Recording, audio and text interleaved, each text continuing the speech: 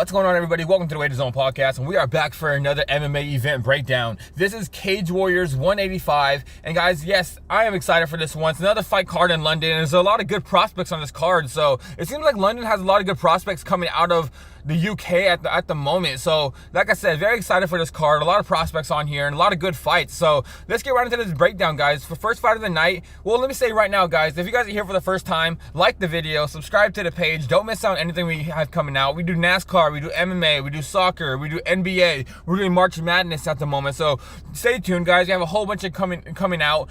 So yeah, like I said, click that thumbs up, guys. It's not that hard to click that thumbs up. I really would appreciate if you like the video. It helps me generate more people to my video. So yeah, guys, like I said, just like the video. I'd really appreciate it. So all right, guys, let's get right into this video. It's gonna be Harry Shaw taking on Jan Masek. And guys, on this one, I think it's almost like a 50-50 fight. I'm gonna be taking Harry Shaw, but it seems like Masek, when he unloads, he hits very hard and he throws kind of wild, but when he does land, it hurts you. And Harry Shaw is more of the technical striker, so that's the reason why I'm gonna be taking him. Harry Shaw seems like he has 3-round cardio. He has a really quick straight right hand, and also I just feel like he's more technical. So if this fight goes to decision, I think Harry Shaw's gonna end up landing the harder shots. But don't get me wrong, Masek hits really hard, so if he catches Harry Shaw, he could knock him out. But the pick is gonna be Harry Shaw, but I don't know if I'm gonna have too much investment in this one. Alright, guys, next fight's gonna be Joe Middleton taking on Craig Rawlings. And guys, this one I'm taking Joe Middleton. He's a high favorite, over a -2,000 favorite. This match is a mismatch.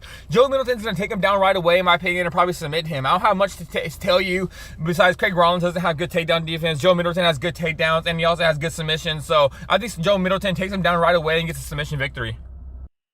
Alright, guys, next one's gonna be Tommy Brunnings taking on Kadeem Perkins, and this one's another one that's a 50-50 fight, but I'm taking Tommy Brunnings. Tommy Brunnings is a very good prospect. He's lost 2 fights so far. One of them I thought he should have won. One of them that it was just didn't go his way. But Kadeem Perkins, the only way he's gonna win this fight is if he keeps this fight standing up. But I just think Tommy Brunnings is gonna get this fight to the floor. He's too good of a prospect for him to go 1-3 in my opinion. So I just think this fight's gonna go back and forth. Tommy Brunnings is gonna get the takedowns, hold a lot of position, land some ground and pound, and then end up winning a decision victory. So give me Tommy Brunnings to win this one.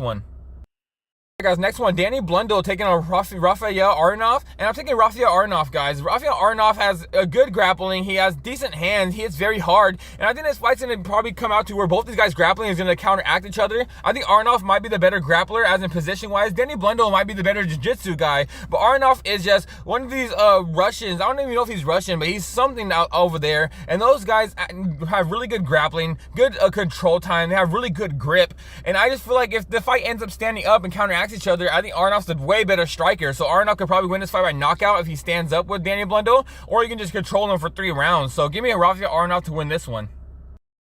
Alright, guys, this fight, Riri Hudson taking on Mim Grubb, and I'm taking Riri Hudson. Riri Hudson's a very good boxer. She has very good hands, good Muay Thai. Mim Grubb is the girl that's going to try to get this fight to the floor, but I don't know if she's going to be able to take down Riri down. That is Riri's kryptonite. Riri, if she gets taken down, then she doesn't know actually what to do off her back, honestly. But I do believe she's going to stop the takedowns. I do believe she's going to land some hard shots, probably go to decision or get a 3rd-round knockout, because Mim Grubb has shown in a couple of her fights that she doesn't have 3-round cardio. So if Riri Hudson can take advantage of that, I do believe she can get a 3rd-round knockout, but most likely I think she's going to just stay on the outside, land the hard shots from the outside, keep her distance, and then win a fight by decision. So this fight, give me Riri Hudson. Alright, guys, next fight, Cameron Stewart taking on Daniel Crooks-May, and I'm taking Cameron Stewart as the underdog, guys. I think Cameron Stewart's going to end up winning this fight. Both these guys like to get the fight to the floor. Daniel Crooks-May has more of a, I would say, all-around stand-up game, but Cameron Stewart hits very hard. If he does land, he's going to land very hard. But Cameron Stewart is a guy that takes you down, gets control time. Daniel Crooks is a good wrestler as well, but Cameron Stewart is going to probably end up on top. I mean, I've seen when Daniel Crooks ends up on the bottom, he doesn't really do good from the bottom from grappling. He's more of a top control grappler, and when he's on the bottom, it seems like he just doesn't know how to get back up right away, and I just think Cameron Stewart's going to end up taking him down, land some ground and pound, maybe land some shots on top, because he does hit very hard, and this fight's probably going to be a very close fight, but I'm taking Cameron Stewart for this one. Next fight, this is another one where I think it's kind of a mismatch. It's going to be Joanny Scott taking on Johnny Tuma. And guys, I'm taking Joanny Scott. Joanny Scott's one of these very good prospects I like a lot. He had a good fight in Gert Harris the other time. I took Gert Harris in that one, and he ended up proving me wrong. And ever since then, I'm a big fan of Joanny Scott. This guy has good grappling. He has good hands. He's very fast. He has good cardio. This guy is probably going to end up in the UFC one day if he keeps up this pace, because like I said, he's a very good fighter and he's good all around. So for this fight, like I said, a mismatch. I think Joanny Scott's going to dominate this one.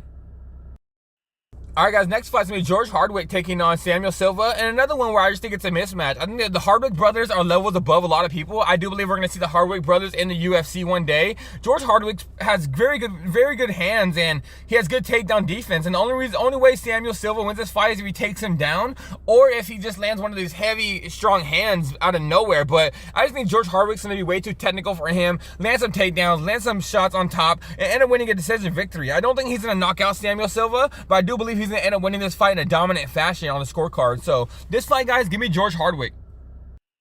This next fight I'm gonna tell you guys right now, I'm not gonna bet it because I don't have a good read on it. I watched a couple tape, but I just feel like I don't have a good read on it at all. It's gonna be Yadwinder Singh taking on Ali Sarwa. And guys, I'm gonna be taking Ali mainly because Yadwinder trains out of India, and I just know in India they don't have good training camps. They don't have a lot of people out there that train from India. He doesn't have good training partners. Ali Sarwa is a guy that has decent training partners. He fights at a good gym, and honestly, like I said, I'm probably not going to bet this one at all. The pick's going to be Ali Sarwa, but I don't have a best read on this one. I think both these guys are kind of even, but if I had to pick, I'll probably take Ali to win this one. So give me Ali on this fight, but probably not one I'm betting.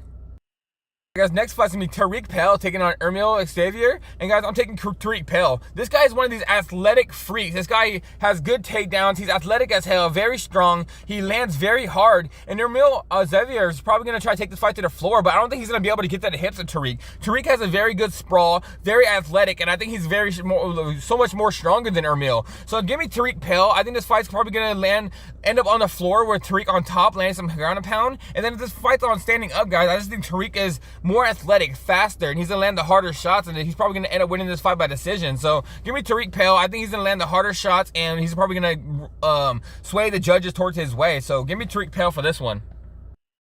Next fight, Charles Joyner taking on Yannick Bahati. And guys, I'm taking Charles Joyner. This guy made me a fan. This guy's a very good kickboxer, knows how to use his length, good T kicks, good body kicks. And I just feel like Charles Joyner's gonna pick this guy apart. He's a very technical kickboxer. I bet against him last time against who's the guy that won last week? I can't remember. White boy that won last week that fought against Charles Joyner, and he just picked him apart. And ever since then, I've been a fan of Charles Joyner. This guy's a very good kickboxer, and I think he's going to win this fight by knockout. I think he's going to end up landing one of these hard right hands, or he's going to end up landing one of these hard body kicks like he normally does and fold him over. So for this fight, guys, give me Charles Joyner. Guys, next fight, Will Curry taking on Eli Aronov, and I'm taking Will Curry in this one. Will Curry, I actually bet him in the Contender Series, and he went out there and disappointed me. But still, I'm not going to fall off on this guy. This guy has decent karate, and he has very good grappling. And I fully believe if he gets this fight to the floor, he's going to end up winning all the grappling positions, take top control, maybe get a submission victory, or maybe just or even just hold position. I just think Will Curry's a better grappler. Eli Aronov's the guy that he's more of a striker. I know his name is Aronov, but he still is more of a striker than he is a grappler. If Will Curry can just stay on the outside, use his length, land some jabs, and then go in for a takedown, I think he's going to win the grappling position. So for this fight, give me Will Curry to have a bounce back in this one. All right, guys, this next fight's going to be Nick Bagley taking on Kawani Lopez. And this one's a 50-50 fight as well. I think this fight's going to come down to if Nick Bagley can just get this fight to the floor, because Kawani Lopez hits very hard. An athletic freak that just throws really hard hands where he can knock you out with one punch. But I just think Nick Bagley is the better all-around fighter. I think Nick Bagley is going to be able to get this fight to the floor. Kawani Lopez has shown that if he gets taken down, he can't really get back up that easy. And I really believe Nick Bagley is going to win this fight by decision off top control. If Nick Bagley can just tire him out after that first round, wear him out, get some takedowns, I think this fight is tailor-made for Nick Bagley. As long as he gets the takedowns. If he doesn't get the takedowns, Kawani Lopez might end up knocking him out. But guys, on this one, I just believe he's going to end up getting the takedowns and end up showing his skills. He's improving fight to fight. So give me Nick Bagley to win this one. Guys, next fight, Harry Hardwick taking on Javier Garcia, and I'm taking Harry Hardwick. I think he wins this fight by knockout, just like his brother. He's probably the better fighter out of the brothers, in my opinion, but I just like the Hardwick brothers a lot. Javier Garcia leaves his chin out there. He tries to throw it heavy, but when he throws heavy, he leaves his chin right up there to get hit. And I believe Harry Hardwick's going to end up knocking him out. So this fight, guys, I don't really have much to say. Another mismatch fight, I believe. Harry Hardwick, I believe, is going to go out there and just knock this dude out right away. So give me Harry Hardwick for this one as well. And all right, guys, that was the main event. So that was the last fight of the night. So I'm out of here, guys. Like the video, subscribe to the page, come back every single day, guys. Check out in about an hour and a half. Check out the description. I'm going to post what bets I'm going to be making in the description so you guys will know exactly what I'm going to be taking, what parlays I'm going to be making. So all right, guys, I'm out of here, and I'll see you guys next time.